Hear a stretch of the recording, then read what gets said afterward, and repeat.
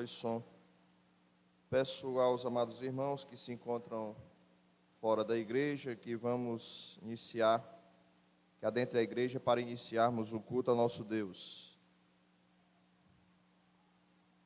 Mais uma vez, peço aos irmãos que se encontram fora da igreja que adentrem para que nós possamos dar início ao culto ao nosso Deus. Bem, irmãos, que a graça e a paz do nosso Deus esteja com todos.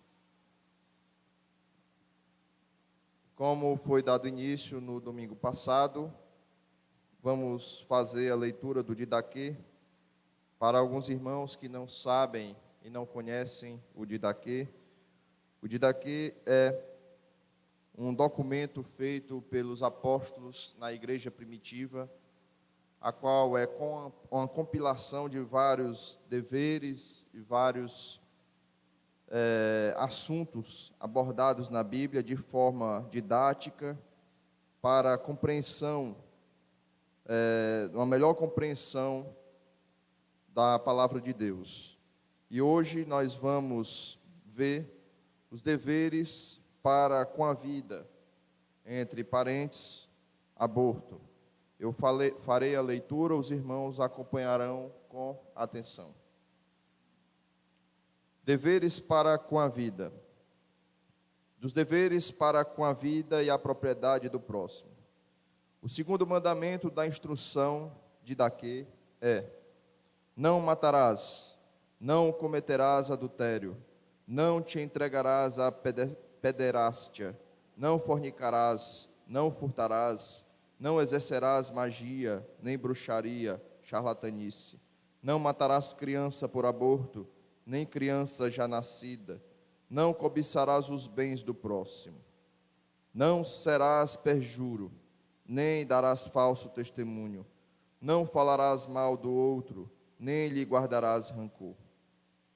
3. Não usarás de ambiguidade nem no pensamento, nem na palavra, pois a duplicidade é uma trama fatal. 4. Tua palavra não seja falsa nem vã, mas, ao contrário, seja cheia de sinceridade e seriedade, comprovada pela ação. 5. Não serás cobiçoso, nem rapace, nem hipócrita, nem malicioso, nem soberbo. Não nutrirás má intenção contra teu próximo. 6. Não odiarás ninguém, mas repreenderás uns e ore por outros. E ainda amarás aos outros mais que a ti mesmo, que a tua alma. Que os irmãos possam aplicar estes ensinamentos no seu coração, em sua vida, porque é a palavra do Senhor e instrução dos apóstolos. Nesse momento, baixemos nossas cabeças, no momento de contrição e confissão dos pecados, que venhamos baixar nossas cabeças e nos achegar a Deus com o coração arrependido, pedindo perdão da sua misericórdia.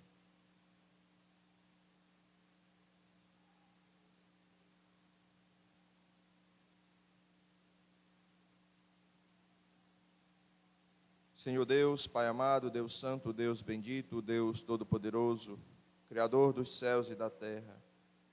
Pai amado, nesse momento nós nos reunimos em Teu santo nome para louvar, bendizer, Te exaltar, orar, se achegar a Ti, escutar a Tua palavra, ser alimentado, ter o alimento espiritual para o nosso bem viver.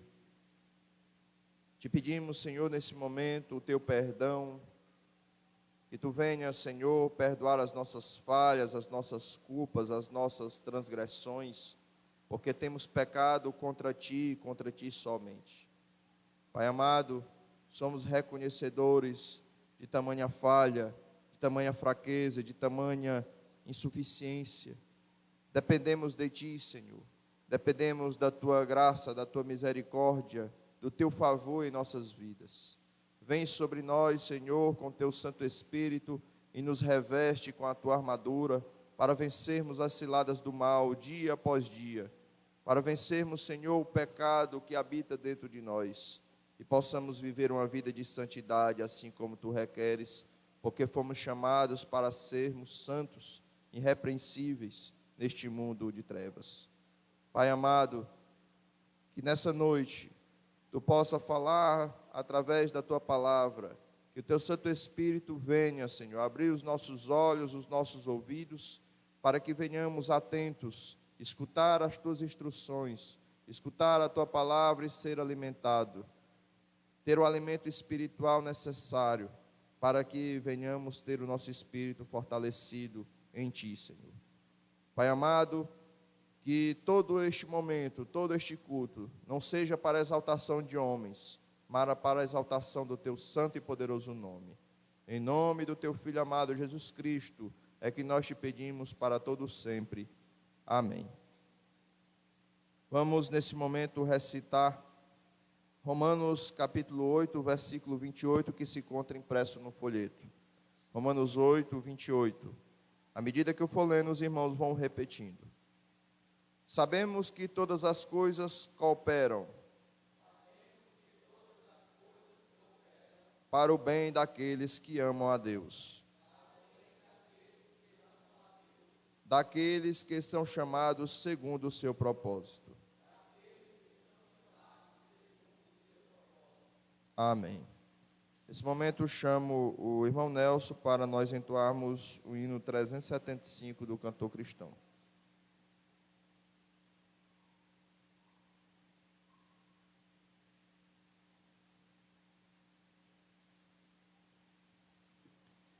Boa noite, amada igreja.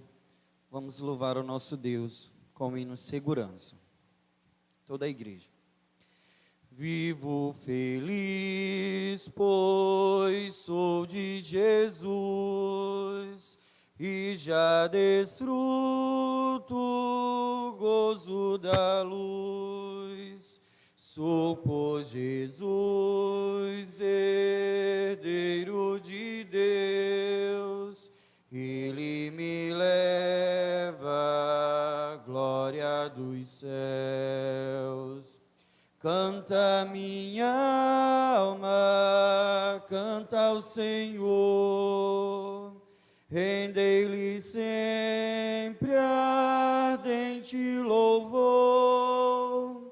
Canta minha alma, canta ao Senhor, rendei-lhe sempre ardente louvor.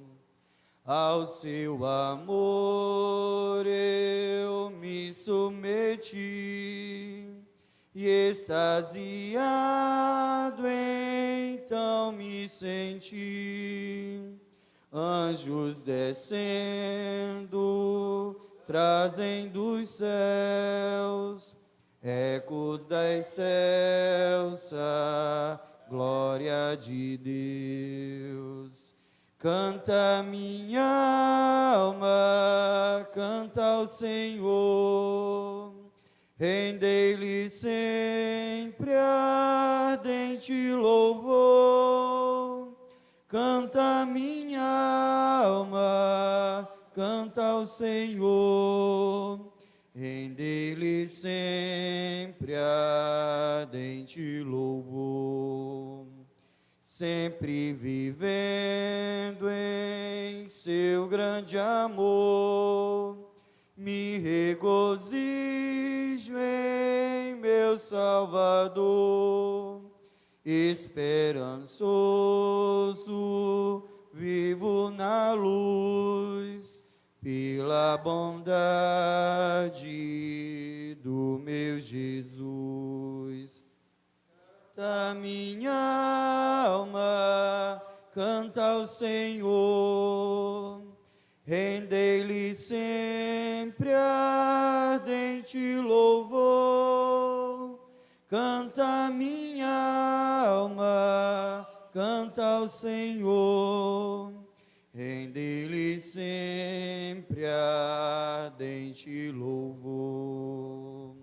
Amém.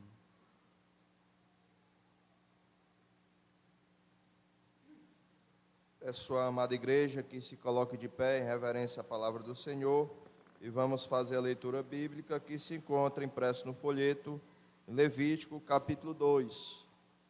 Levítico capítulo 2. Eu lerei os versículos ímpares e os irmãos versículos pares. Diz assim a palavra do nosso bom Deus: quando alguma pessoa fizer oferta de manjares ao Senhor, a sua oferta será de flor de farinha. Nela deitará azeite e sobre ela porá incenso.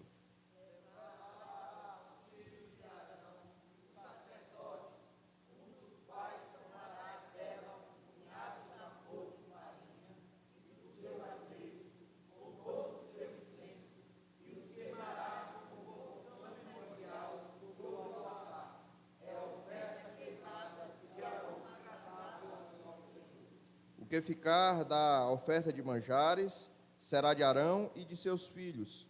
É coisa santíssima das ofertas queimadas ao Senhor. Quando trouxeres a oferta de manjares, cozida no forno, será de bolos asmos, de flor de farinha amassados com azeite, e ovelhas amassadas com azeite. Se a tua oferta for de manjares cozida na assadeira, será de flor de farinha sem fermento, amassada com azeite. Em pedaços a partirás, e sobre ela deitarás azeite. É a oferta de manjares. Se a tua oferta for de manjares de frigideira, facear de flor de farinha com azeite.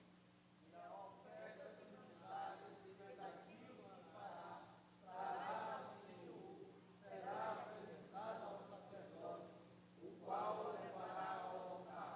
Da oferta de manjares tomará o sacerdote a porção memorial e a queimará sobre o altar. É a oferta queimada, de aroma agradável ao Senhor. O que ficar da oferta de manjares será de Arão e de seus filhos.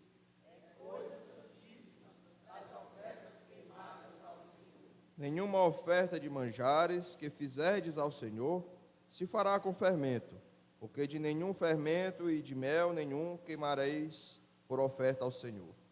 Eles dareis ao Senhor por oferta das primícias. Todavia não se porão sobre o altar com aroma agradável. Toda a oferta dos teus manjares temperarás com sal. À tua oferta de manjares não deixarás faltar o sal da aliança do teu Deus. Em todas as tuas ofertas aplicarás sal.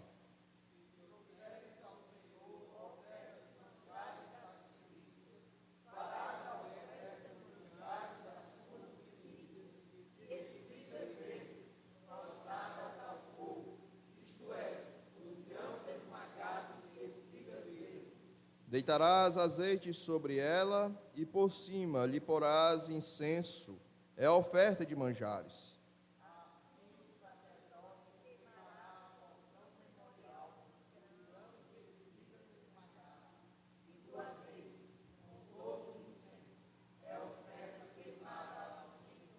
Amém.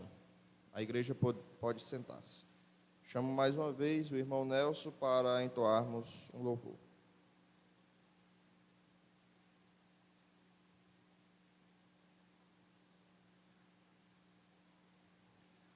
Vamos louvar o nosso Deus com o hino Perdoa-me, Senhor.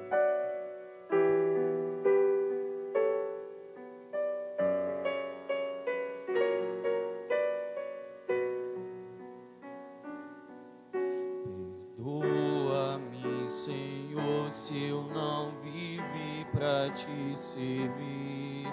Sem meu agir, o teu amor também não refleti. Perdoa-me, Senhor, sem teu caminho não segui. Se falhas cometi, se tua doce voz não quis ouvir. Escuta minha oração, Senhor. Desejo aqui viver para teu louvor. Ensina-me a te ouvir e com amor servir, e os santos passos teus aqui seguir.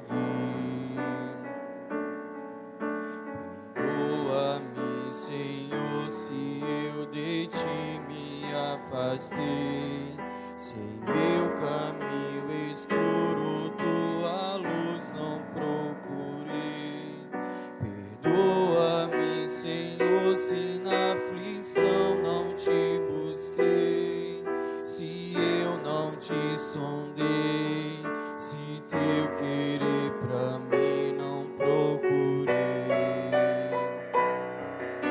Escuta minha oração, Senhor, desejo aqui viver pra teu louvor. Ensina-me a voltar e junto a ti estar, e em tua graça sempre confiar.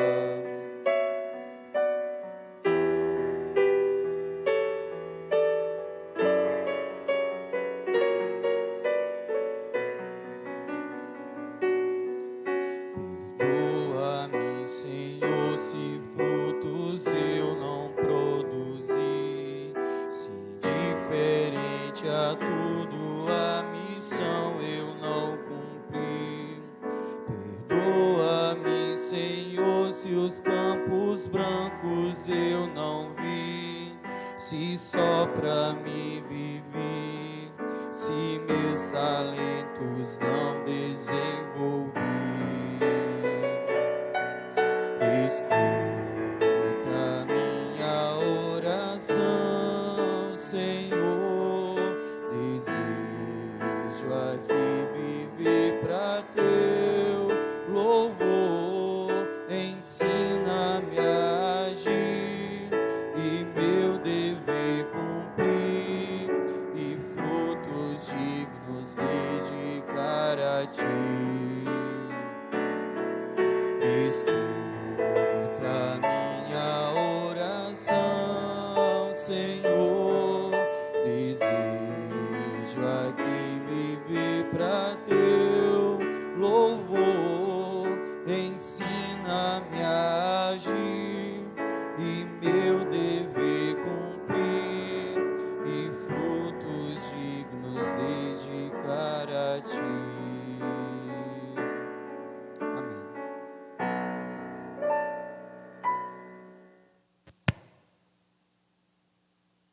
Chamo à frente o presbítero Laurindo para esse momento de intercessão. Momento esse em que nós oramos pelos pedidos a qual estão impressos no folheto.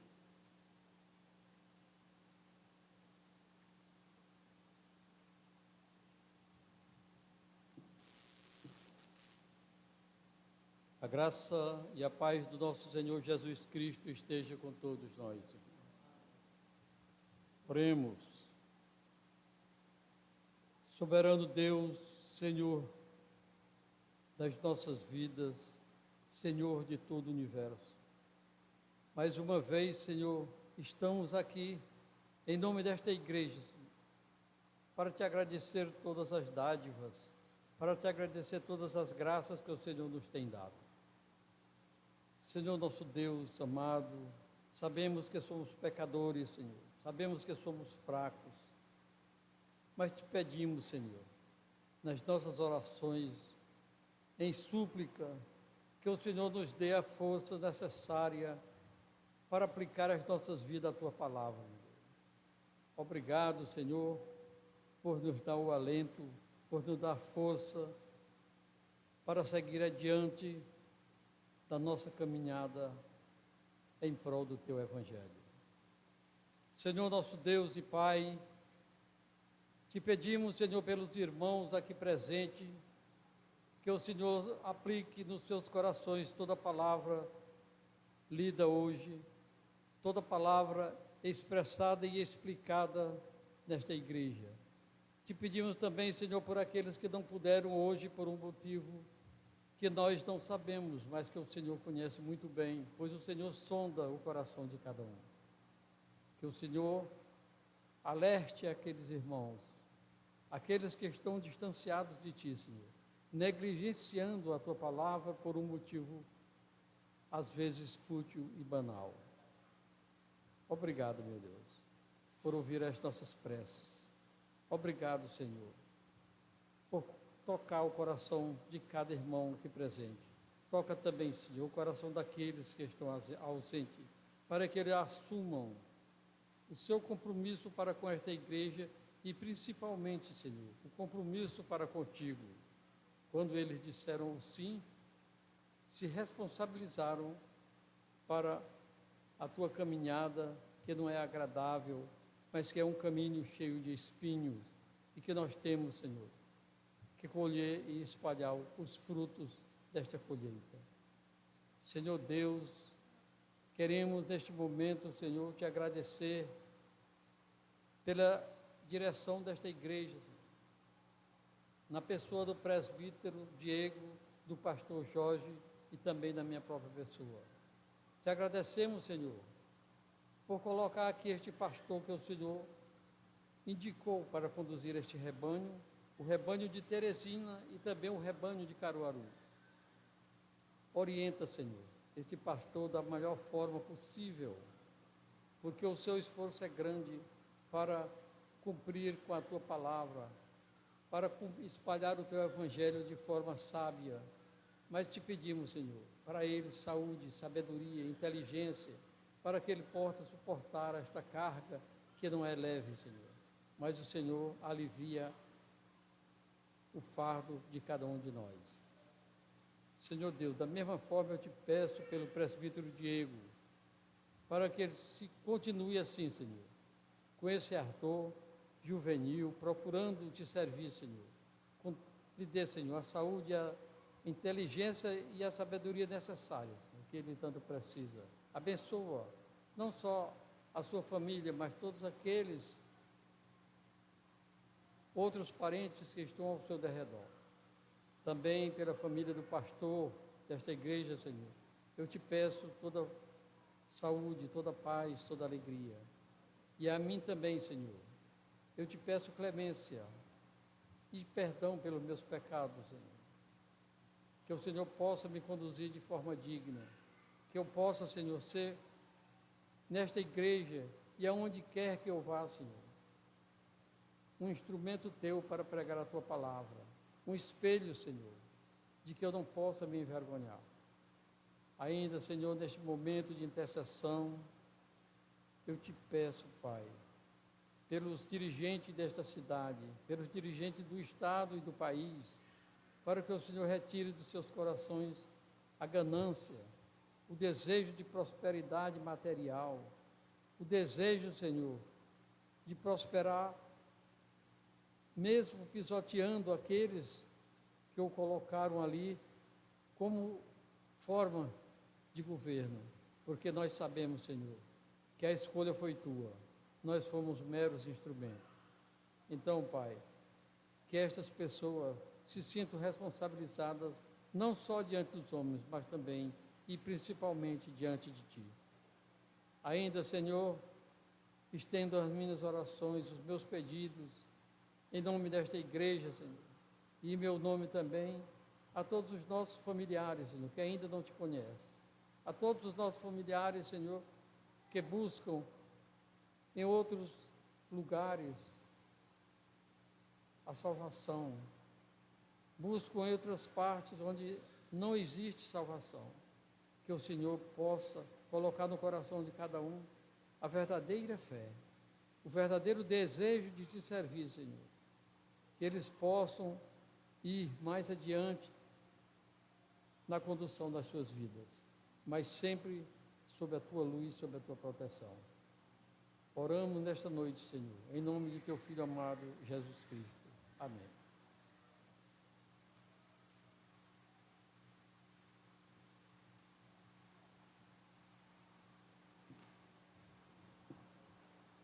Este momento é o momento do nosso ofertório. 2 Coríntios capítulo 9, versículo 7 diz que cada um contribua segundo tiver proposto no coração, dando com alegria. Vou fazer a leitura aqui.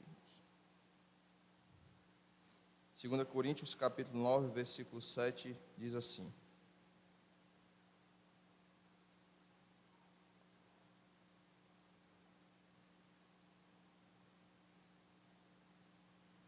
Cada um contribua segundo tiver proposto no coração, não com tristeza ou por necessidade, porque Deus ama a quem dá com alegria. Os irmãos que trouxeram seus dízimos e ofertas podem se direcionar à frente no gasofilácio.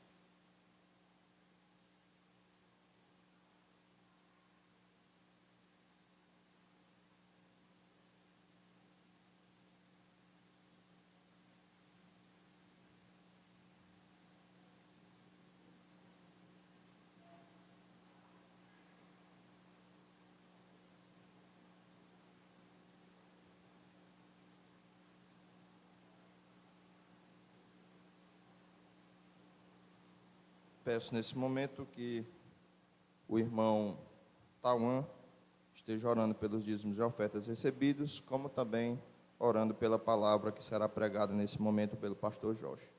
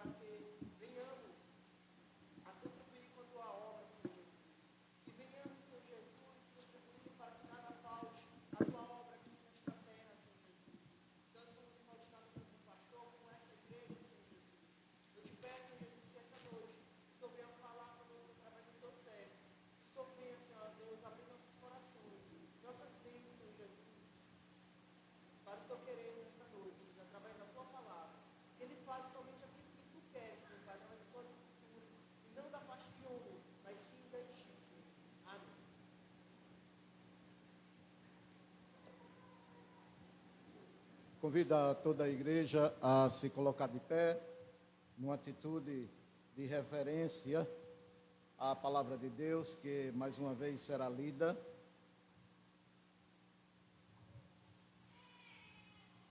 Estamos já há algumas semanas expondo trechos do relato da historicidade da palavra de Deus. São sermões expositivos, tendo em vista as lições que a historicidade do texto se nos mostra e se nos propõe. Lembrando também que estávamos expondo o livro de Daniel, capítulo 11, e estamos dando tão somente um tempo, e nesse espaço de tempo estamos expondo a palavra de Deus, de forma a extrair de relatos históricos, bíblicos, lições para o nosso cotidiano, para o dia a dia. Por isso, convido os irmãos, nesta noite, a abrirem suas Bíblias no livro segundo escreveu Moisés, capítulo 12,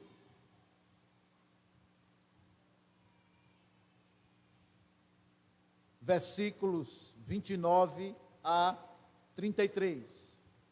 Êxodo, livro segundo escreveu Moisés, capítulo 12, versículos 29 a 33. Eu vou fazer a leitura do texto completo e a igreja, os irmãos, acompanharão essa leitura com a versão ou tradução que vocês têm em mãos. Eu estarei usando a minha tradução de Almeida Revista Atualizada de 1992.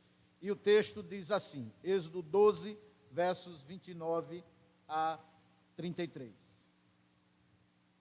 Aconteceu que, à meia-noite, feriu o Senhor todos os primogênitos na terra do Egito, desde o primogênito de Faraó, que se assentava no seu trono, até o primogênito do cativo que estava na enxovia, e todos os primogênitos dos animais. Levantou-se Faraó de noite, ele, todos os seus oficiais e todos os egípcios, e fez-se grande clamor no Egito, pois não havia casa em que não houvesse morto. Então, naquela mesma noite, chamou a Moisés e Arão e lhes disse: levantai-vos, saí do meio do meu povo, assim vós, como os vossos filhos de Israel, ide, servi ao Senhor como tendes dito. Levai também convosco vossas ovelhas e vosso gado, como tendes dito, ide-vos embora e abençoai-me também a mim. Versículo 33. Os egípcios apertavam com o povo, apressando-se em lançá-los fora da terra, pois todos diziam: haveremos de morrer. A igreja pode sentar-se.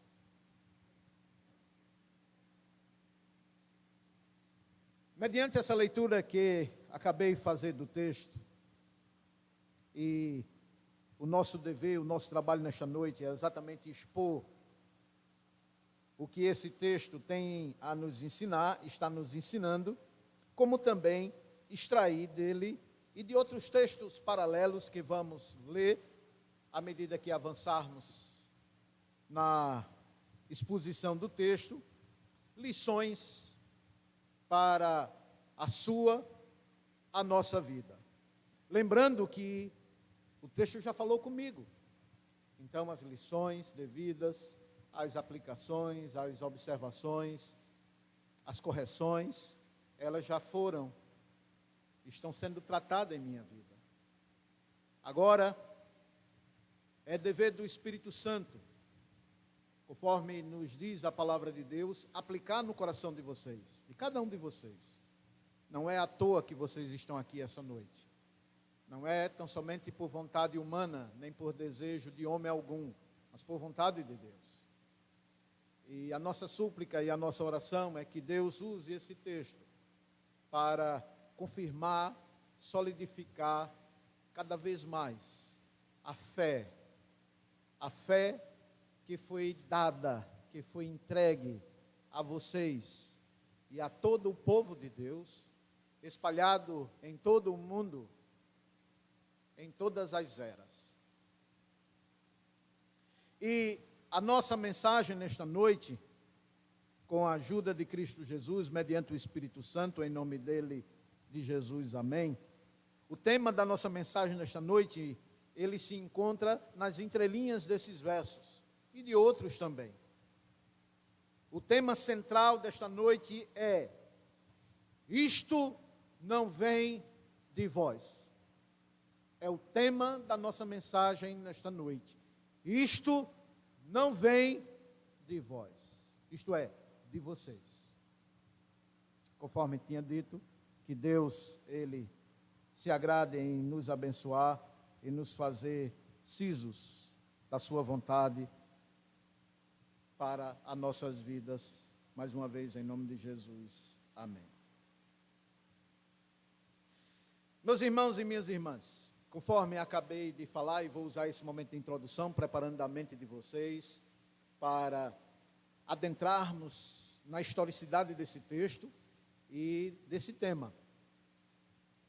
E o que ele tem, nesta noite, se propondo a nos ensinar você. E esse momento de introdução, eu quero e vou usar textos paralelos que confirmam o tema central do que está acontecendo, do que aconteceu aqui. Por isso, peço a vocês que abram agora as suas Bíblias no Salmo, nesse momento de introdução, no livro de Salmos, capítulo 37.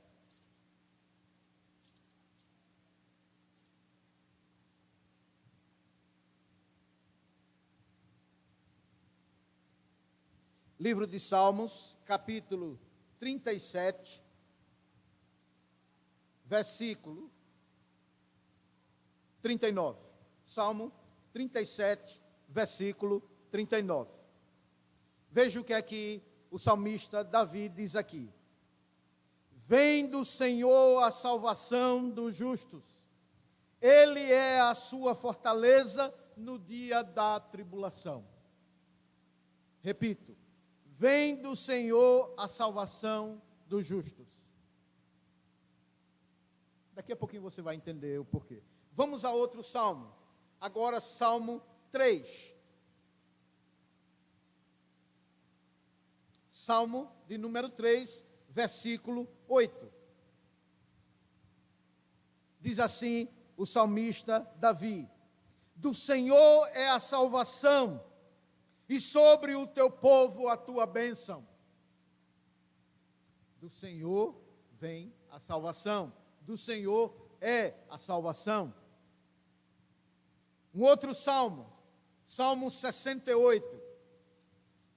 Lembrando que eu separei algumas passagens quanto ao nosso tema, tanto no Antigo Testamento quanto no Novo, afirmando que a salvação vem do Senhor, categoricamente.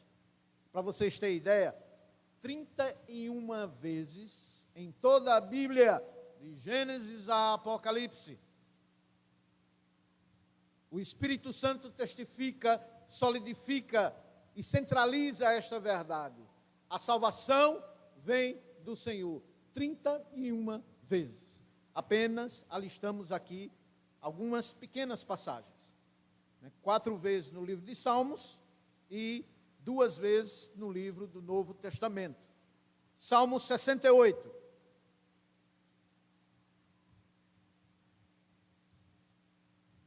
Salmo 68, versículo 19. Também Salmo de Davi. 68, 19. Bendito seja o Senhor que, dia a dia, leva o nosso fardo. Deus é a nossa salvação. Quem é a sua salvação? Deus. Deus. Salmo 62, versículo 1. Ainda sobre a tutela do Antigo Testamento quanto à veracidade da afirmação do nosso tema. Salmo 62, verso 1. Ouve, ó Deus, a minha súplica, atende a minha oração. O que esse salmo está de, Salmo 62, eu li o 61, 62, 1. Somente em Deus, ó minha alma, espera silenciosamente, porque dele vem a minha salvação. Salmo 62, 1. Eu tinha lido o Salmo 61, 1. Mas está aqui mais uma vez o Senhor dizendo: a salvação é minha. A salvação é minha. Vamos agora ao Novo Testamento. Evangelho de João, capítulo 1. Evangelho de João, capítulo 1. Versículo 12 e 13. João diz assim, Evangelho de João, capítulo 1, versículo 12 e 13. Mas a todos quanto receberam, deu-lhes o poder de serem feitos filhos de Deus, a saber, aos que creem em seu nome, os quais não nasceram de sangue, nem da vontade da carne, nem da vontade do homem, mas de Deus.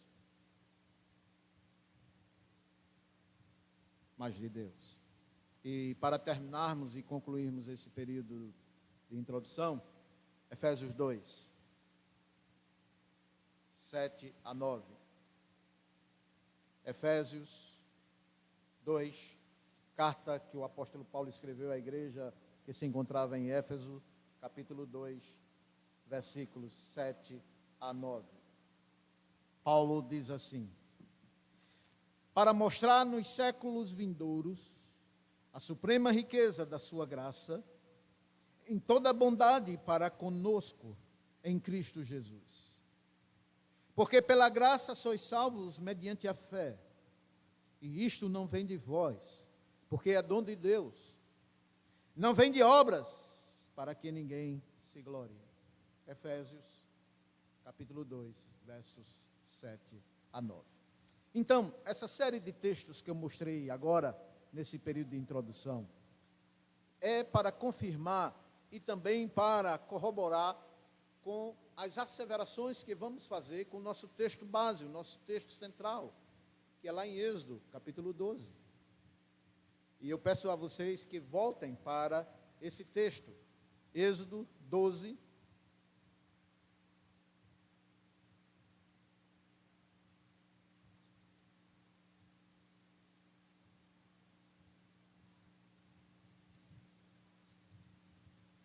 versículos 29 a 33.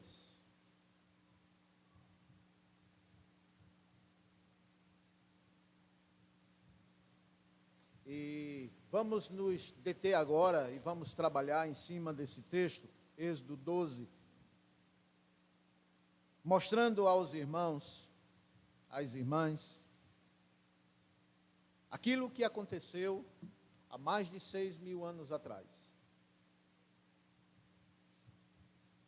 Para quem está familiarizado com a narrativa bíblica do Êxodo, sabe que o capítulo 12, que nós acabamos de ler há pouco, ele é o cumprimento da promessa de Deus feita a Moisés e ao povo dele, do que iria acontecer no Egito, ao povo do Egito, 14 dias exatos, quando Deus chama a Moisés, quando ele estava ainda na cidade de Gósen, no Egito, aquilo que Deus iria fazer, segundo a narrativa do capítulo 11 de Êxodo. Capítulo 11, Deus chama Moisés e fala, explica a Moisés, revela a Moisés o seu plano, do que daquele dia até a consecução da manifestação do plano de Deus sobre o seu povo e sobre o Egito, o que iria acontecer em exatos 14 dias, isto é, 2 semanas.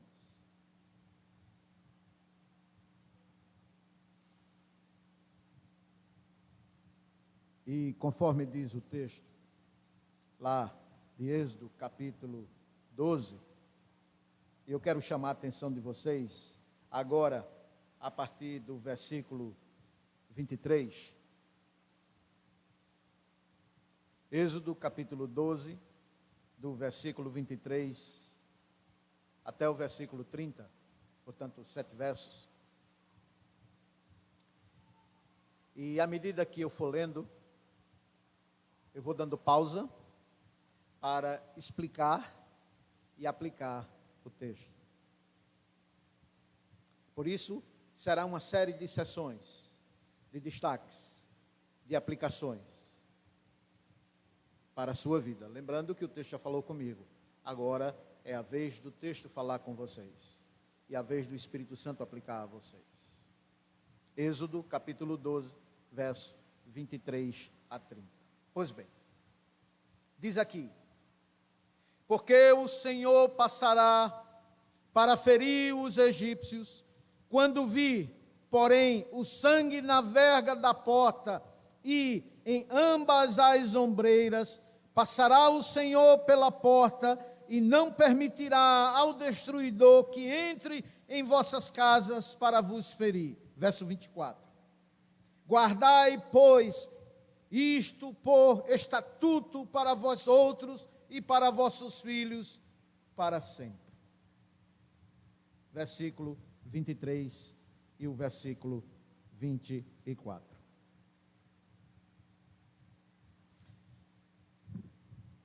Eu penso que os irmãos e irmãs estão completamente familiarizados com o que significa Páscoa, Paché em hebraico.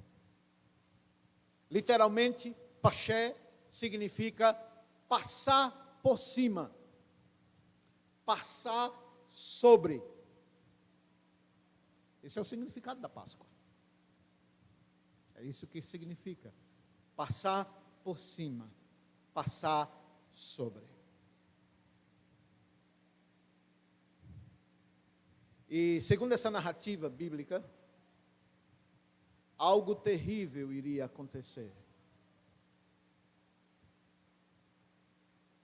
algo tão terrível que o próprio Deus disse: isto que eu estou para fazer com o povo egípcio, nunca anteriormente eu, o Senhor, havia feito algo semelhante.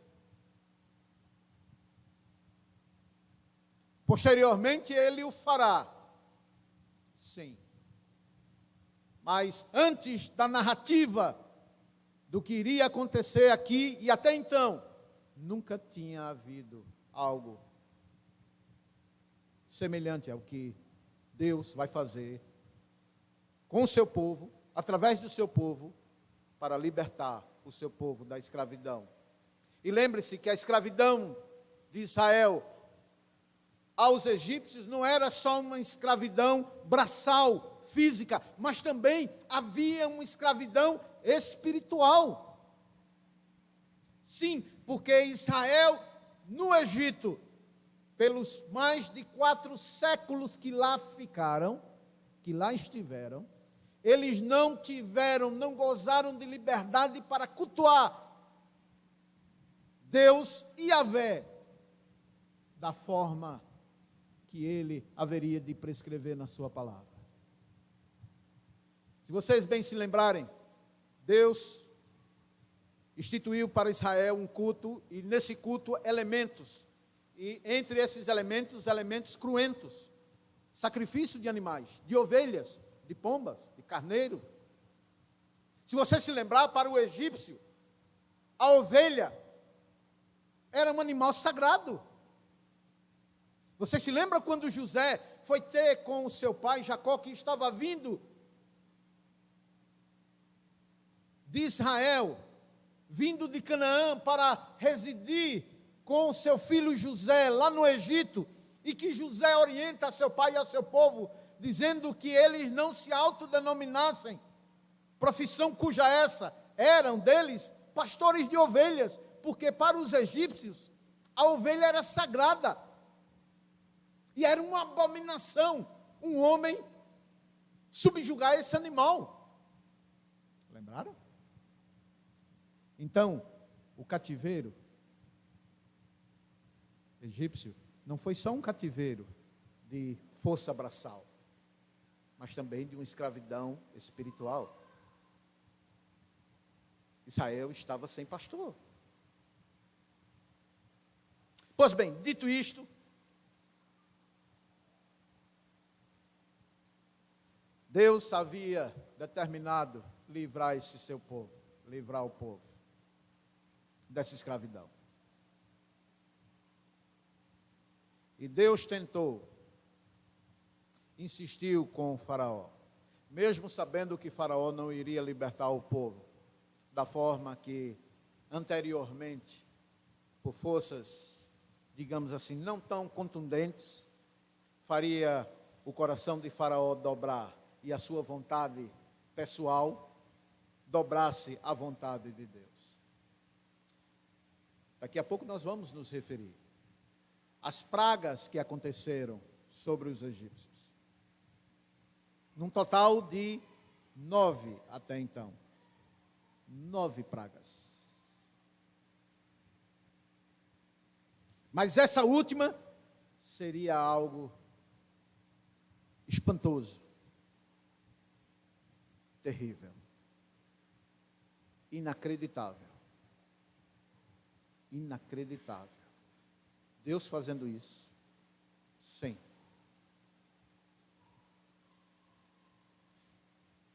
Deus havia dito e instruído a Moisés que em uma noite, logo ao término da 9ª praga, como eu disse, daqui a pouquinho vou me referir com mais detalhes a ela, que ele viria ao Egito em pessoa, não como um Deus gracioso, não como um Deus bondoso, um Deus amoroso. Não, longe disso. Mas viria como um Deus vingativo, um Deus que aplacaria a sua ira pela manifestação da sua justiça. ele iria exercer a sua justiça da seguinte forma: fazendo distinção entre os santos e os profanos, os eleitos e os não os eleitos. Muito embora se manifestasse e estivesse manifestando a ambos. E o próprio Deus, ele diz: isto é obra minha. E para que ficasse bem contundente, de uma forma bem explícita, bem explicitada na mente, nos ouvidos, até mesmo do seu povo, dos hebreus, Deus instruiu a Moisés. Está aqui no versículo 23 de Êxodo, capítulo 12 em diante. Nós lemos até o verso 24, quando ele diz assim: guardai, pois, isto por estatuto para vós outro e para vossos filhos para sempre. Isto é, o que eu vou fazer, fique na memória de vocês. Porque tem lições aqui. Verso 25. E uma vez dentro na terra que o Senhor vos dará, como tem dito, observai este rito. Quando vossos filhos vos perguntarem: papai, que rito é este? Respondereis a vossos filhos, dizendo: é o sacrifício da Páscoa do Senhor, que passou por cima das casas dos filhos de Israel. Olha aqui a Páscoa. Olha a Páscoa aí. Passou por cima da casa dos filhos de Israel e livrou as nossas casas. Então o povo se inclinou e adorou a Deus, a Yahvé. E foram os filhos de Israel e fizeram isso como o Senhor ordenara a Moisés e Arão, assim fizeram. Vamos mais adiante. Agora versículo 29. E aconteceu que à meia-noite feriu o Senhor todos os primogênitos da terra do Egito, desde o primogênito de Faraó, que se assentava no seu trono, até o primogênito do cativo, que estava na enxovaria, e todos os primogênitos dos animais. Até aí.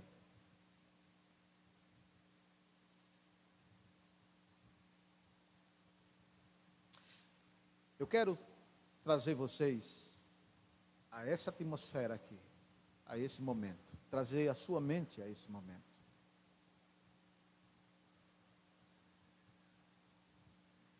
Adentrem nessa narrativa. Imaginem que vocês estivessem lá. Para que você possa entender o que de fato aconteceu segundo essas narrativas.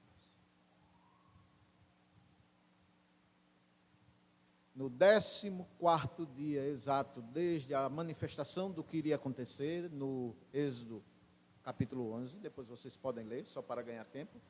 Êxodo capítulo 11, do verso 4 a 7 e do verso 21 a 23.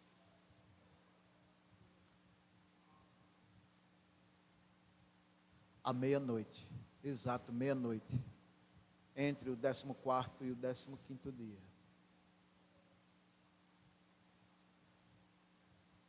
Todas as famílias estavam dormindo. Já era tarde da noite. Já era iniciando a madrugada. Possivelmente, conforme diz o texto, Moisés avisou a Faraó que se ele não se arrependesse, que ele libertasse o povo de Israel, Deus iria fazer o que ele iria fazer aqui, e estava fazendo. Possivelmente muitos egípcios souberam dessa última profecia, dessa última praga. Talvez algumas mulheres egípcias, juntamente com seus esposos, nesta hora da noite, tarde da noite, abraçando seus filhos, seus primogênitos, temendo, aterrorizado, porque eles viram que as 9 pragas antecedentes se cumpriram cabalmente segundo a palavra de Moisés. Vocês adentrem nessa atmosfera, as mães apegadas a seus filhos, primogênito lá agarrado com eles, aguardando para ver se Moisés, pelo menos uma vez em 10, haveria de errar, Imagine você com seu primogênito, seu filho, sua filha, seu pai, sua mãe, seus tios, algum parente seu. Sim, porque era a ordem de Deus dizendo: eu vou passar na terra de Gósen e vou ferir todos os primogênitos da casa que está em Faraó, do seu filho que se assenta no seu trono, brincando de rei. As servas, nem os animais escaparão. Imagine aquela agonia, a espera, madrugada dentro. Será que Deus vai matar meu filho? Será que Deus vai matar minha filha? Marido, eu sou primogênita, eu sou a mais velha da minha mãe. Imagine casas que tiveram não só os seus filhos mortos, mas a esposa. O marido enviuvou da sua esposa, ou vice-versa. A esposa haveria de ficar viúva do seu marido, sim, porque ele era o primogênito. Aconteceu isso. É porque a gente se liga só nas crianças, as crianças, naquele senso que crianças, enfim, são inocentes. Mas imaginem naquela noite, 11 horas da noite, entre nessa atmosfera. É o texto que está nos dizendo aí. E Deus diz: Moisés, ensine aos seus filhos e aos filhos dos seus filhos isso que eu estou fazendo aqui, para que lhes seja de memorial eterno, perpétuo. Perdão. Porque grandes lições eu tenho a dar aqui. Você é primogênito? Você é o filho mais velho ou a filha mais velha? Se você estivesse aqui nesta noite, você iria morrer. Você iria morrer. Estava com os minutos contados. Sem exceção.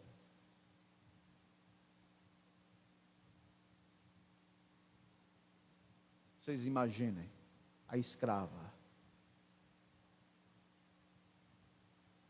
chorando, lamentando pelo seu filho, temendo o que poderia acontecer com seu filho, em poucas horas, em poucos minutos. O que você faria? O que você faria?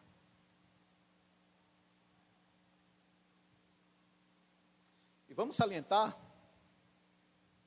que Deus havia preparado o seu povo para um único escape. Qual foi?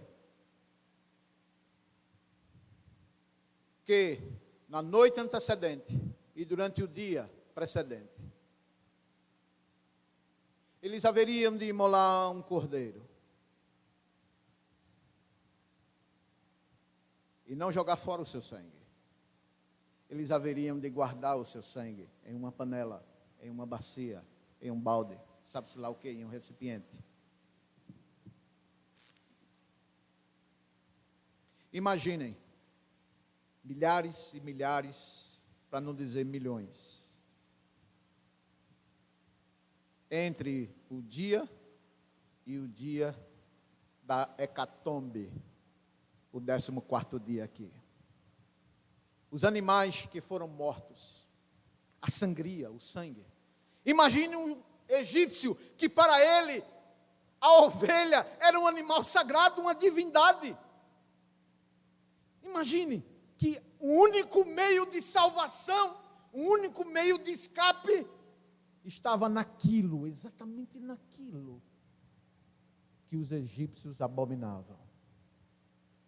Sangrar, desmembrar um animal, uma ovelha. Imagine. Meu filho, eu quero salvar você, mas eu não posso. Vai contra as minhas tradições, vai contra tudo que eu aprendi, vai contra os ensinamentos dos sacerdotes Amon, Amon-Ra e tantos outros lá. A ovelha é um animal sagrado. Nós não podemos tocar nesse animal. Imaginem, eu estou pedindo, entre nessa atmosfera aqui dessa narrativa. E Deus disse: Moisés, instrua o povo. Antes da meia-noite, do 14º dia, eles façam um chumaço, colham galhos, ainda com folhas secas, ou verde mesmo, façam uma touceira, amarre lá um pau, faça uma torceira tipo um pincel e passe nos umbrais das portas e também nas vergas. Pinte com o sangue do Cordeiro. Pintem suas casas. Pintem suas casas de sangue. Você imagina um egípcio fazendo uma coisa dessa, e de forma pública, porque tinha que ser não dentro das casas, mas fora, exposto, para todo mundo ver quem passar. Imagine um egípcio fazendo isso. Praticamente impossível.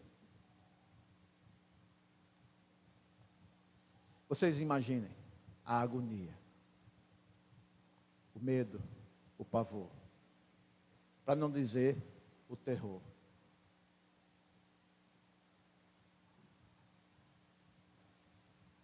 O único meio de salvação era o sangue. O único escape de salvação era o sangue. E Deus disse: façam isso, senão nem vocês se salvarão. Nem vocês se salvarão.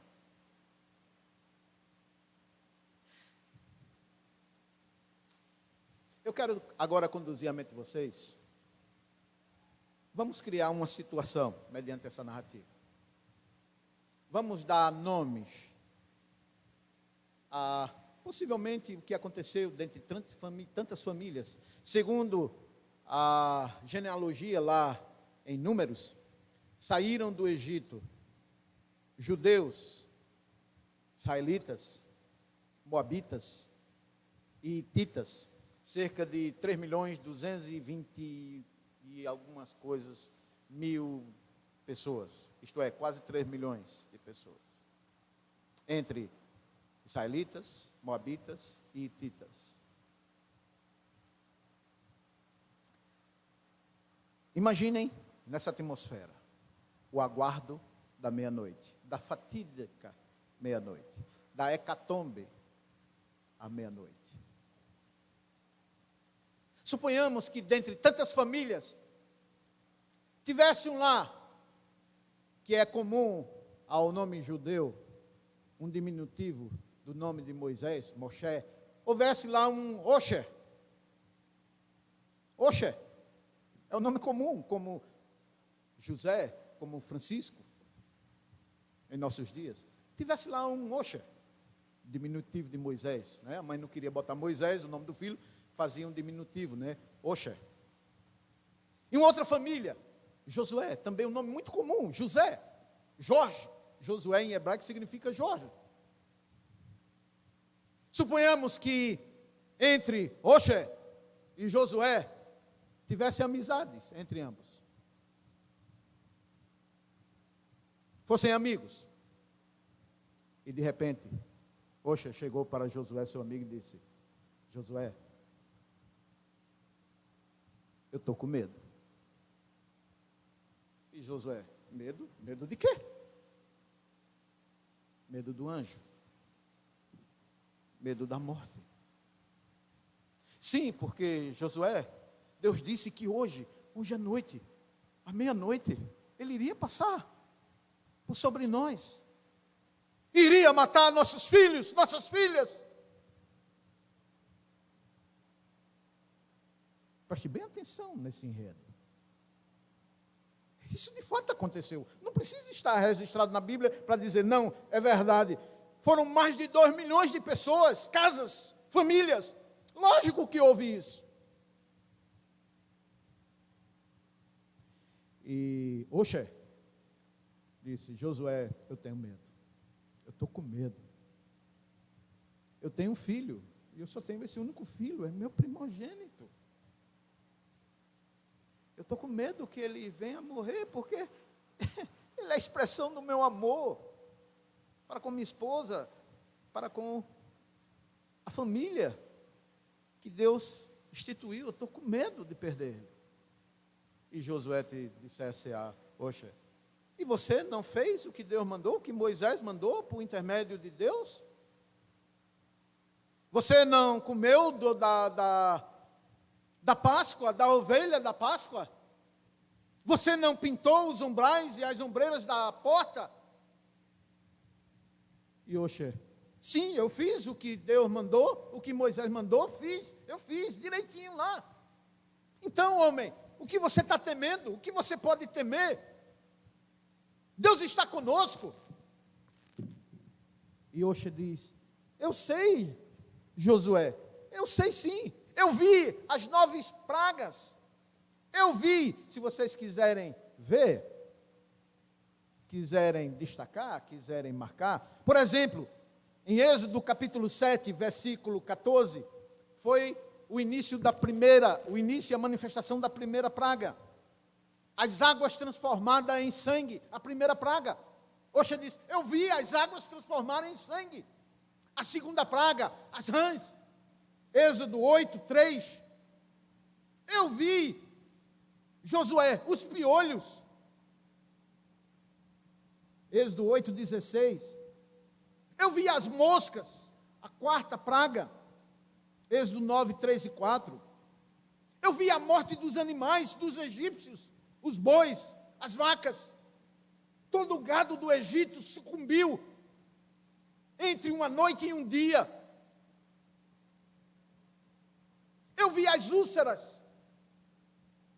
Eu vi os fedor, a ponto de eu não poder chegar perto de um egípcio, porque as úlceras da pele eram fétidas, purulentas. Eu vi a chuva de pedras que caíram sobre o Egito. Eu vi os gafanhotos, Oxê dizendo para Josué, eu vi os gafanhotos, Êxodo 10, 5, e a 9ª e última foi, também dizendo Oxê para Josué, eu vi as trevas, a 9ª praga, eu vi as trevas, o dia se transformou em noite. E Oxê diz a Josué, eu vi tudo isso e vi que nós passamos por tudo e o povo foi afligido. Mas agora Josué é diferente. Crianças está no meio.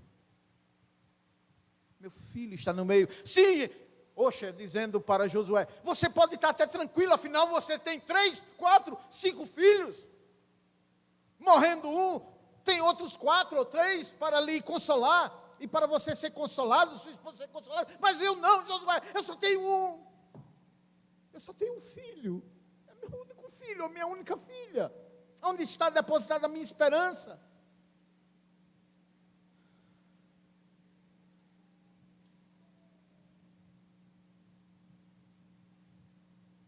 E Josué disse, Oxê, confia em Deus, Oxê, e descanse nele. Confia em Deus. Ele nos livrou das 9, Ele vai nos livrar dessa também.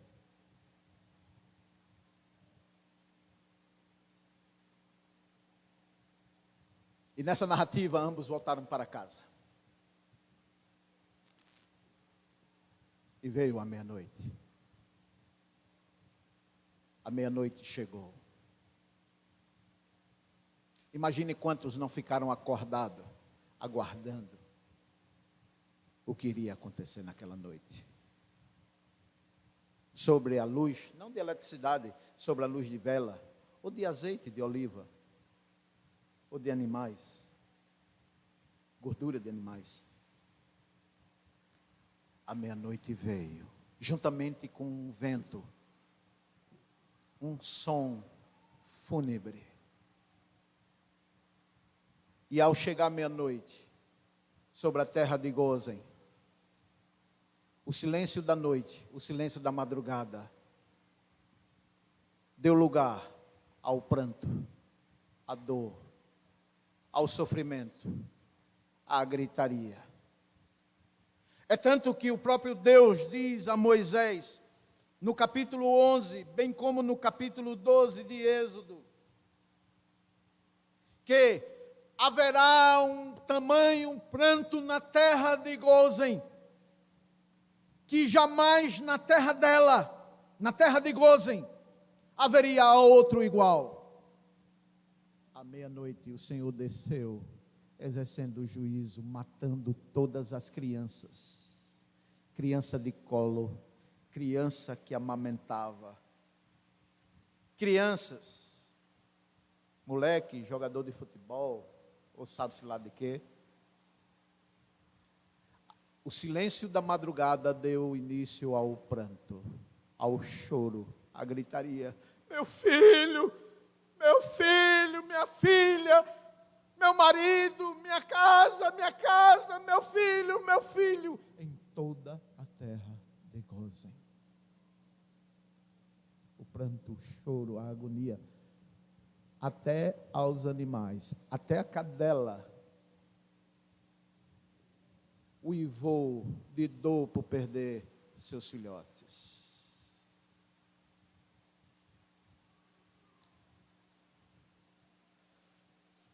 Imagine se fosse seu filho, seu primogênito. Na minha casa, meu primogênito não é meu primogênito, é minha primogênita Yasmine.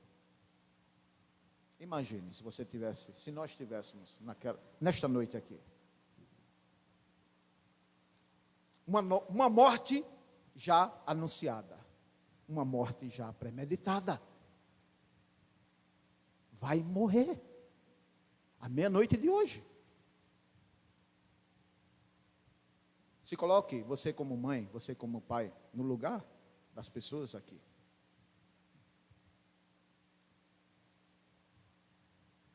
E o Senhor veio no início dessa madrugada. Matou, ceifou, destruiu famílias, destruiu esperanças, acabou praticamente com tudo.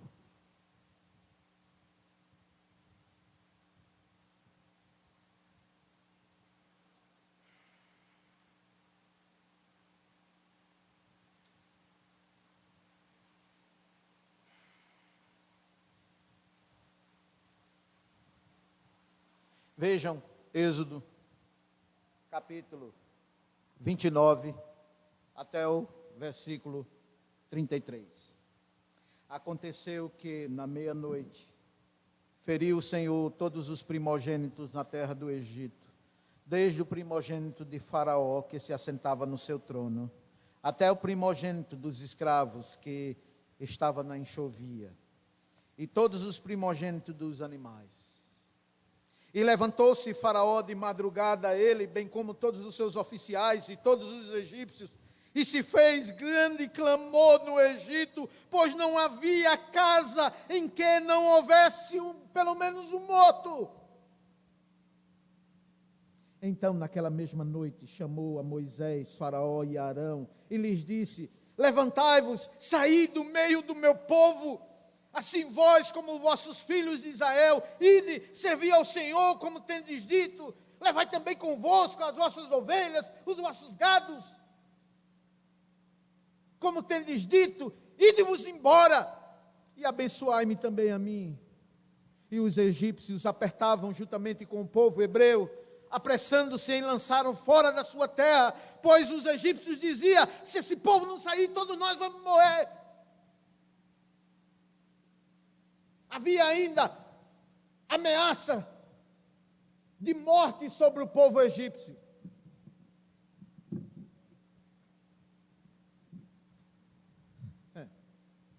Agora, lembra da narrativa que eu fiz, histórica?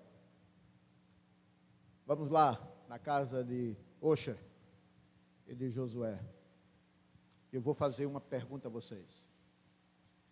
É uma pergunta retórica. É verdade, vocês não vão precisar responder. Todavia, eu quero que vocês olhem para mim. Eu vou fazer uma pergunta a vocês. E você vai precisar responder para você mesmo. Entre Osher e Josué, entre Josué o crente e Osher o vacilão,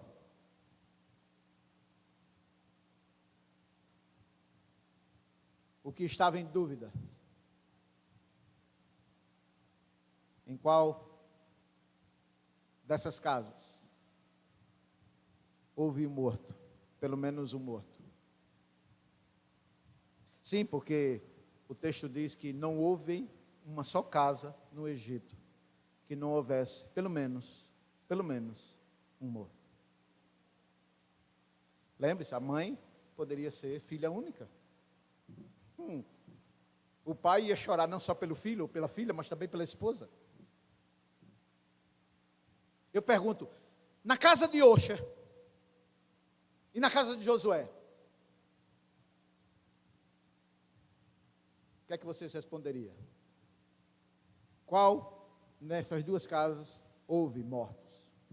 Oxa, por ser um vacilão, temeroso, dúbio na fé.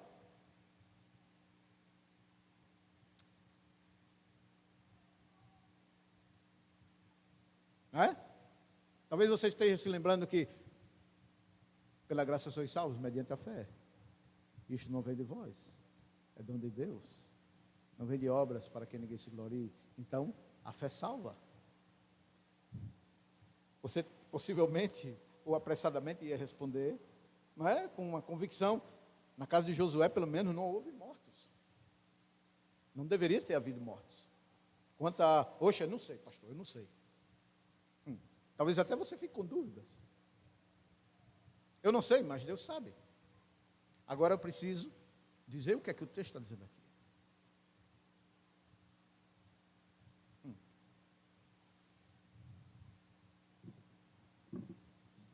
Oxa e sua família. Não houve nenhum morto. Muito menos também na casa de Josué. Não houve nenhum morto. Mas oxe, pastor, vacilou na fé. Talvez você até se lembre lá de Tiago. O homem de fé dobre, vacilante, não pense que este alcançará do Senhor alguma coisa. Está lá em Tiago capítulo 2, capítulo 1, perdão. Não houve nenhum morto, nem na casa de Oxa, muito menos na casa de Josué. E sabe por quê? Por causa do sangue, não por causa da fé deles. Foi o sangue que livrou os judeus. Foi o sangue do Cordeiro que livrou os judeus de experimentar, de amargar essa dor da perda de um ente querido, da perda de um filho, da perda de um marido, da perda de uma esposa. Não foi a fé, e não seria a fé depositada na mente e no coração deles. Sim, porque muitos que foram salvos em Israel, lembre-se, logo após a passagem sobre o Mar Vermelho, eles clamaram contra Moisés e contra Deus, numa atitude explícita de falta de fé em Yahvé. Acã, sua família, um dos grandes sábios, líderes de Israel, ele, alguns meses depois da saída do Egito, ele e toda a sua família foram tragados, porque a terra se abriu e se formou catacumbas para eles até o dia de hoje. Não foi a fé, e não seria a fé deles, que garantiria a salvação deles, mas foi o sangue do Cordeiro. O sangue de uma vítima inocente. Jesus. Foi Jesus. Por isso que o destruidor, a justiça de Deus não alcançou nem mesmo os incrédulos que havia entre os israelitas. Porque não é pela fé. Aí a fé, ela é a instrumentalidade da salvação e não o contrário. A salvação não é a instrumentalidade da fé. É o sangue de Jesus que nos liberta, que nos garante e garantirá a você salvação eterna. Porque Porque assim como eu narrei em Oxe, você também tem momentos na sua vida de vacilão. Quantas vezes você não vacilou na fé ou não vacila na fé? Quantas e quantas vezes, abram suas Bíblias, no Salmo 34.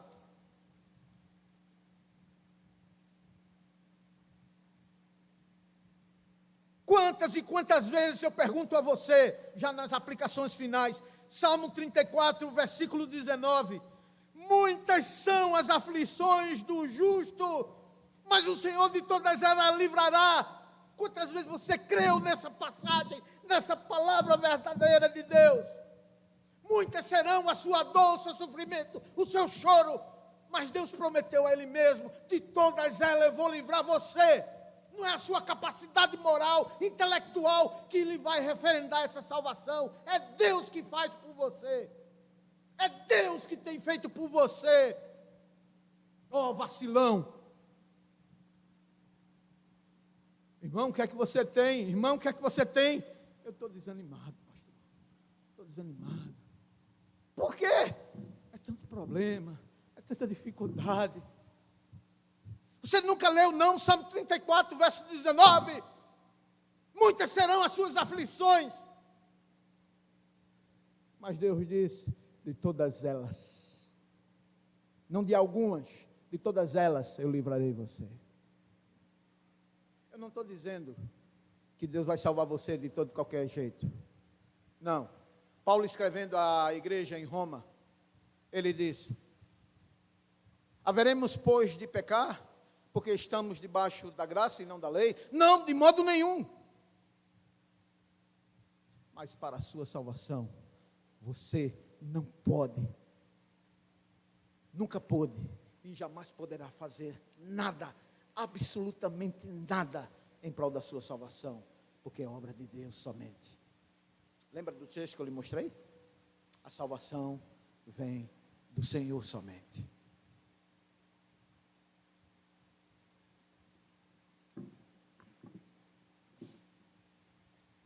O sangue do Cordeiro fez com que a justiça divina passasse por cima. Talvez agora vocês entendam por quê. Porque o sangue do Cordeiro, ele passa por cima de mim. Ele me cobre. Ele me purifica. Eu, você, nós, miseráveis pecadores. Jorge, mas não são minhas obras, não são suas obras, é Cristo Jesus, porque você e eu, nós somos vacilões. Quantas vezes a adversidade bateu a sua porta? A dor, o sofrimento, e você quase que naufraga na sua fé. Você pensa que Deus não viu, não? Que Deus não conhece você muito mais do que você jamais conhecerá você mesmo?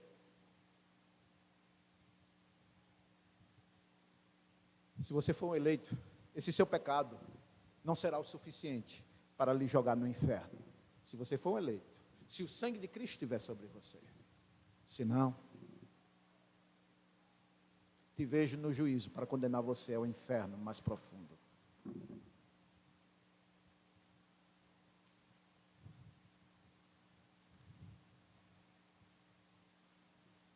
Sabe por que eu digo que esse sangue aqui do Cordeiro tipificava Cristo, que é o fechamento, a conclusão do nosso sermão? Porque a promessa de Deus, assim como foi na antiga aliança, também o é na nova aliança. Vai chegar um dia em que o maior cataclisma vai vir sobre esse mundo. De novo. Deus diz, naqueles dias eu fiz só abalar a terra. Mas virá dias, diz o Senhor, que eu não só abalarei a terra, mas também até mesmo os céus e os céus dos céus. Haverá uma calamidade ao qual depois dela jamais haverá de novo.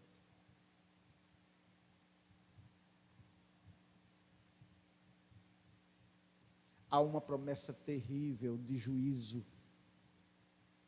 que agora, 19 horas e 43 minutos, do dia 22 de julho, daqui a pouco, esse dia, esse momento que vai chegar, essa noite, ou numa noite qualquer, Jesus disse, falando sobre esse dia: eis que eu virei como ladrão. Se você soubesse a que hora viria o ladrão, você vigiaria. Mas eu virei como ladrão, e quando você menos esperar, a maior hecatombe abaterá sobre esse mundo. O Apocalipse fala de Jesus nesse dia. Ele diz que Jesus não será mais conhecido como a ovelha moída, traspassada, lá de Isaías 53. Ele diz que o leão da tribo de Judá, das raízes de Davi, virá, em cujo cavalo, poder e emanação de poder, e o sangue dessa última batalha estará sobre os estribes, cujos pés estão o cordeiro, declarando guerra a toda a humanidade, desde os dias de Adão até esse dia. Mortandade, clamor, choro, ranger de dente. Será um momento em que haverá um inferno na terra. E aquele dia jamais acontecerá. De novo, jamais. Mas sabe o que é que vai acontecer de novo? De novo, como lá em Êxodo capítulo 12. Abram suas Bíblias em Apocalipse capítulo 12.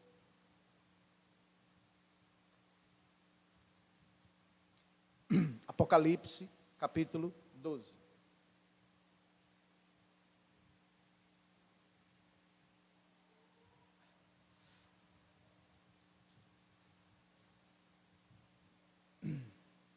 Do verso 1 em diante.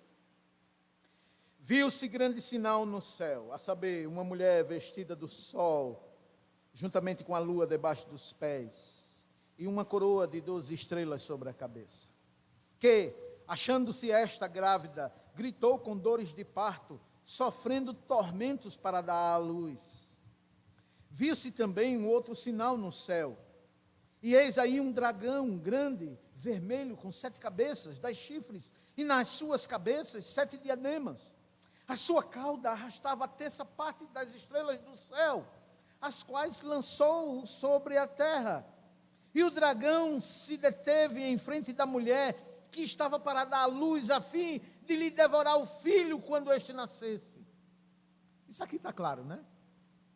Maria, juntamente com José, fugindo da ira de Herodes, que tentava matar a criança de 2 anos para baixo. Lembra dos magos, dos astrólogos, que foram até ele para dizer que haveria de nascer Messias Adonai, o salvador do seu povo? Pois bem, verso 5: nasceu-lhe, pois, um filho varão, que há de reger todas as nações com cetro de ferro. E o seu filho foi arrebatado para Deus até o seu trono. A mulher, porém, fugiu para o deserto, onde Deus lhe havia preparado lugar, para que nele a sustentem durante 1270 dias. Agora veja versículo 7. Houve grande batalha no céu. Miguel e seus anjos pelejaram contra o dragão, também pelejaram o dragão e os seus anjos.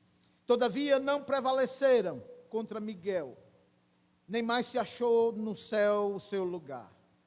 E foi expulso o grande dragão, a antiga serpente lá do Éden, que se chama Diabo e Satanás, o sedutor de todo mundo. Sim, ele foi atirado para a terra, e com ele os seus anjos. Agora veja o versículo 10.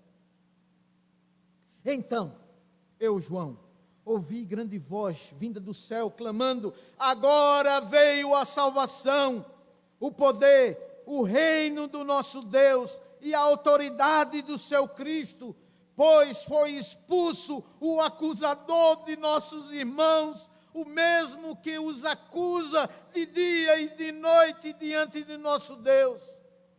Versículo 11.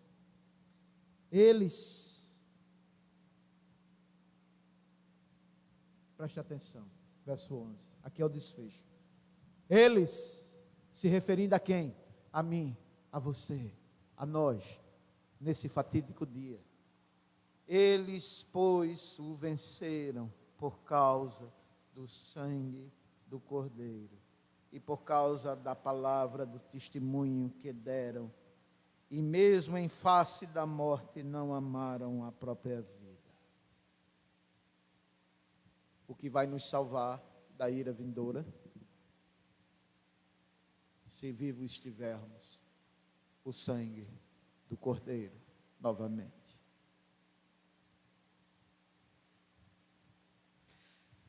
O texto diz que Satanás, até esse dia, ele vive acusando a mim.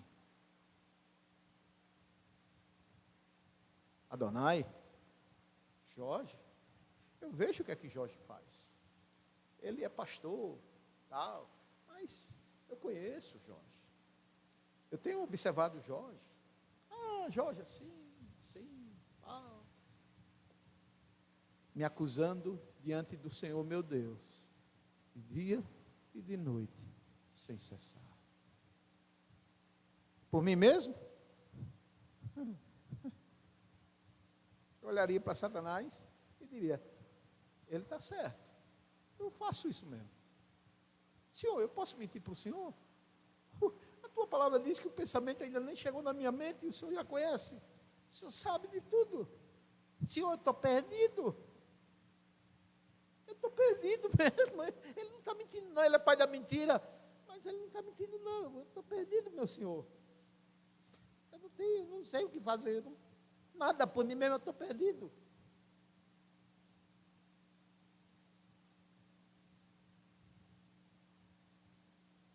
Mas seja na minha morte, ou seja ainda em vida, eu vou ver o meu Cordeiro.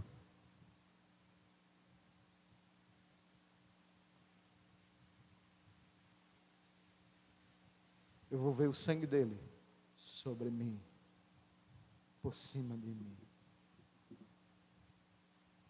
Se você conhece Apocalipse, você vai ver lá na frente que Jesus diz assim: vinde bendito do meu Pai, para a casa eterna que eu vos tenho preparado.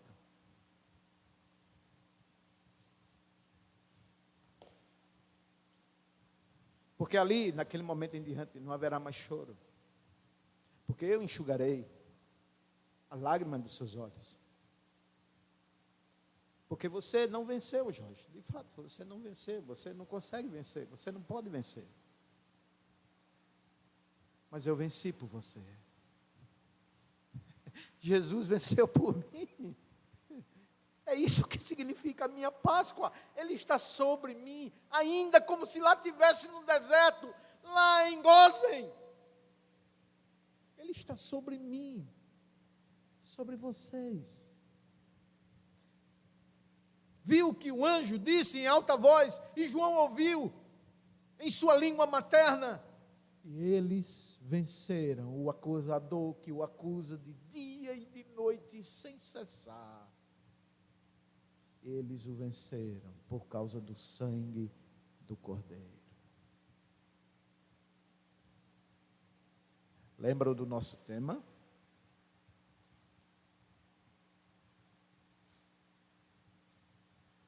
Você lembra do tema?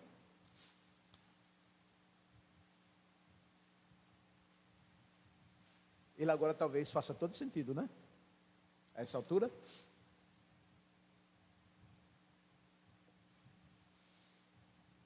Deixa eu lembrar vocês.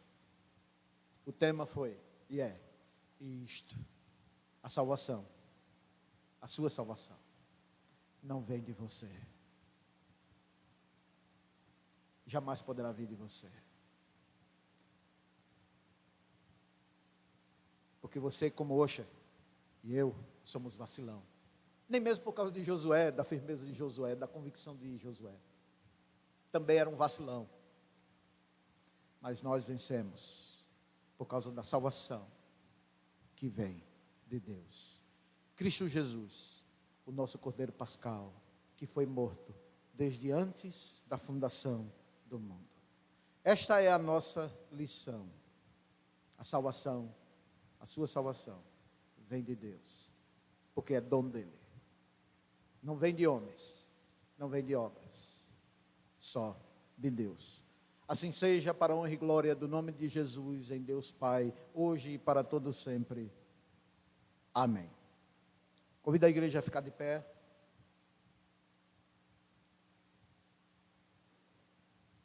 Vou pedir ao presbítero Diego que nos eleva a Deus numa oração final, agradecendo a Deus por todo o dia de hoje, que lições aprendemos pela manhã, e lições, e importantes lições, e grandes lições aprendemos também agora na pregação e exposição da palavra de Deus. E que Deus nos faça convictos dessa verdade, para vivermos tão somente pela fé. Oremos.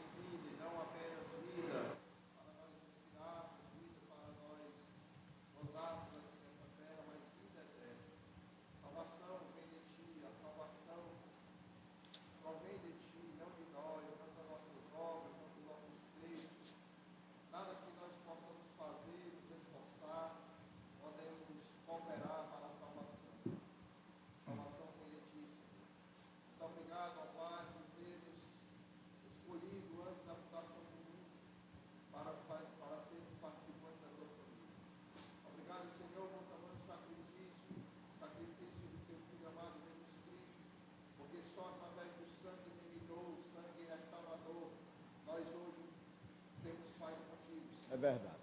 Pai amado, através do teu Filho amado, é que nós podemos nos chegar a Ti através da oração. Verdade. Nós podemos chegar a Ti através da Tua palavra. Que Teu Santo Espírito, Senhor, habita em nós, seja o selo que autentica que somos filhos de Deus. Verdade. Oh Deus amado, te agradecemos por tudo isso. E Tu, ó Pai, dia após dia, através do nosso coração, aumentando a nossa fé, a certeza da nossa salvação. Aumenta, Senhor, cada vez mais o desejo de te servir e te seguir de maneira fiel e sincera. Pai amado, muito obrigado por tudo. Obrigado por este momento a qual nós passamos na Tua presença, escutando a Tua palavra, sendo alimentado, e que nós possamos mais e mais vezes estar reunidos em Teu santo nome. Amém, Senhor. E que Tu nos dê uma boa semana debaixo da Tua proteção, e que não deixe faltar o alimento, nos protege de toda acidente, de todo incidente, e que tudo seja feito conforme a Tua santa e soberana vontade. Em nome do Teu Filho amado Jesus Cristo, é que nós te pedimos para todos sempre. Amém. Amém. Que Deus dê e conceda a cada um de vocês uma noite de paz, um magnífico início de semana e até quarta-feira, se Deus assim nos permitir. Que Deus a todos abençoe.